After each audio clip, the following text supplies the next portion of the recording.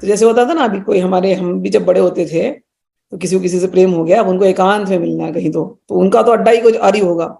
अब वहां कैसे मिलने जाएंगे उतने एकांत में? तो पहले यहाँ सेटिंग करने के रखनी पड़ती है ना, दोस्तों के साथ सेटिंग करनी पड़ेगी, सखियों के साथ सेटिंग करनी पड़ेगी। फिर दोस्त भी सहायक होते हैं उसके अंदर मिलवाने के लिए। हाँ तुम चिंता मत कर, हम ऐसे कर लेंगे, आकर के घर में झूठ बोल करके चले जाएंगे, किसी भी बहाने से लेकर के चले जाएंगे, अरे चल तू मेरे साथ चल, मेरे घर में आज ट्यूशन करते, आज मेरे घर में होमवर्क करते, मम्मी ने बुलाया, ये काम करना है ना। बिल्कुल यही हो रहा है यहाँ पर भी। ये बड़ी मधुर मधुर लीलाएं हैं। भगवान ने जैसा कॉमन आदमी करता है ना, भगवान ने बिल्कुल कॉमन आदमियों वाली लीलाई करी है। हाँ, तो अब राधा रानी से प्रेम है, तो अब राधा रानी को मिलने के लिए राधा रानी को और इनका कोई अलग एक कुंज होगा, उसको कहते हैं निभृत निकुंज। अब उस निकुंज में, निभृत निकुंज में कौन जा सकता है? जो सबसे क्लोजेस्ट फ्रेंड है, जो सबसे कॉन्फिडेंशियल, कि इनके ऊपर पूरा भरोसा है, ये पूरा ध्यान रखेंगे। तो वो जो कॉन्फिडेंशियल होती है ना, वो होती है सहचरियां। उसमें सखा भी होते हैं, और वहां तक ले जाने के लिए कुछ ना कुछ जो भी हेल्प लगेगा।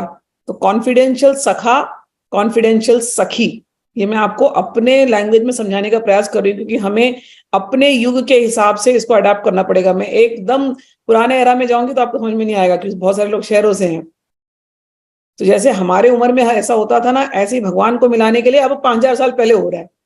और वही जो चीज है, वही जो भावना कि दोनों प्रिया प्रियतम, हम इनसे इतना प्रेम करते हैं, हमारे सबसे कॉन्फिडेंशियल सखा, सबसे प्यारे सखा सखी हैं ये दोनों, राधा और कृष्ण हमारे सबसे प्यारे सखा सखी हैं।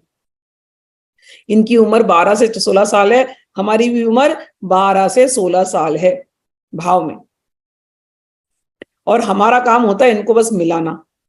क्यों? हम इनको इतना प्रेम करते हैं, इनकी खुशी में हमारे को खुशी है। इनको खुशी कब मिलती है? जब एक दूसरे को देखते हैं, और जब ये एक दूसरे को देखते हैं तो इन्हें बड़ा आनंद आता है, इनका आनंद देख करके हमको आनंद आता है। तो अपनी आनंद के लिए भी हम इन दोनों को मिलाते रहते हैं,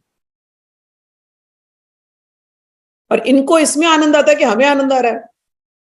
तो कभी कभी जानबूझ के ये दोनों मान की लीलाएं करेंगे, गुस्सा हो जाएंगे, रूठ जाएंगे, नहीं बात करनी, तुमको नहीं देखना, फिर सखियां में मनाती रहेंगी, ये इनका चलता रहता है प्यार का लीला। तो हम ये जो लीलाएं होती है ना, इसको हम कहते हैं निभृत निकुंज की लीलाएं। जो रस उपासना की जो बात होती है, वो इन निभृत निकुंज की लीलाओं की बात होती है।